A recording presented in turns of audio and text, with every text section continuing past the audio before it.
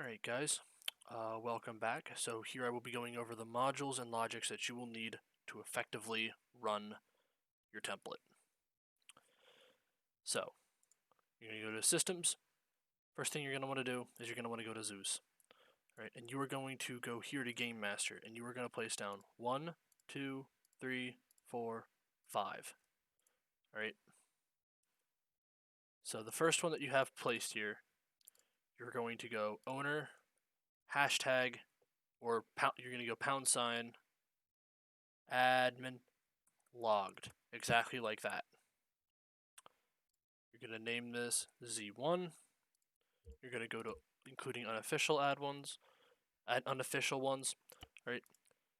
That is the first one you have to make for all of them. That is what gives the admin that's logged in and the ability to get into Zeus, is the manual override. All right.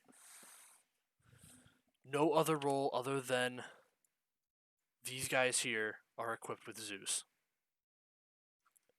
So, and then you're going to go down the line.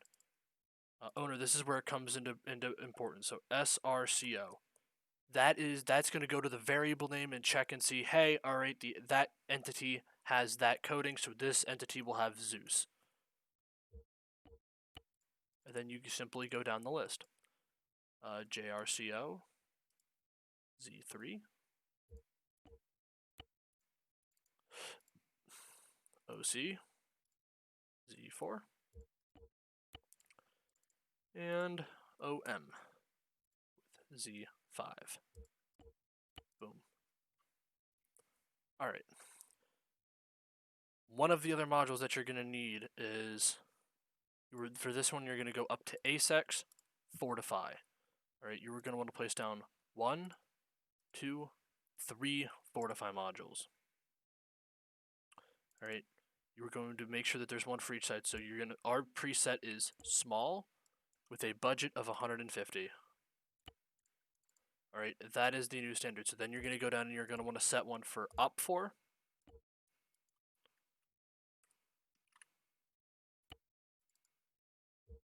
And independent, as those are the big ones that we are. If you don't place down one and title it independent, if we are rolling as independent, you will not be able to use a Fortify tool at all. That's just the way that it works.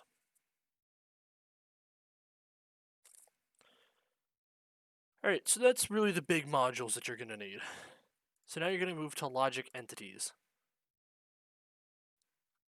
So now you're going to go to game logic, you're going to place down this logic. And you're going to, in the variable name, server. That is that is the logic that will run that optimizes this mission to run on a server, rather than being run on an individual person's rig. Last one you're going to want to do. Now just to touch on this, this Zeus is essentially a complete virtual entity. Alright, this would be a role that they can select, and they will only do that. You can also create an independent Zeus, and they will only be able to Zeus for independent stuff. I've never really tinkered with it that much, but this was a purely virtual entity, and that could cause a lot of bugs potentially with TFAR, so we don't use those. Alright, so now you're going to go to headless client. Boom. You are going to make this a playable entity. You are going to make the role description HC1, and you're going to make the variable name HC1. Now, because on some of our templates it has 2, you're going to place down a second one. Make it playable, HC2, HC2. Boom. Those are the basic modules that you're going to need. You're never really going to use waypoints for this. This is largely for, excuse me, for making a pre-built mission.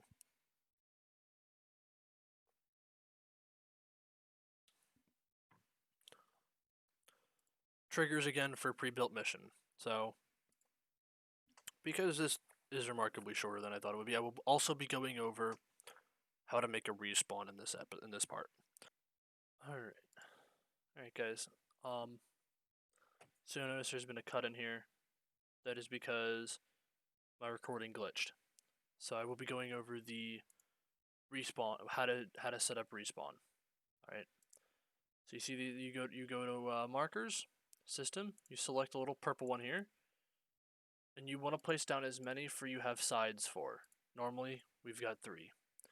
You're gonna go to your first one, marker 0, and you are gonna go respawn underscore GUERRILA. I know that is not the correct spelling of gorilla, but that's the way the game coding needs it.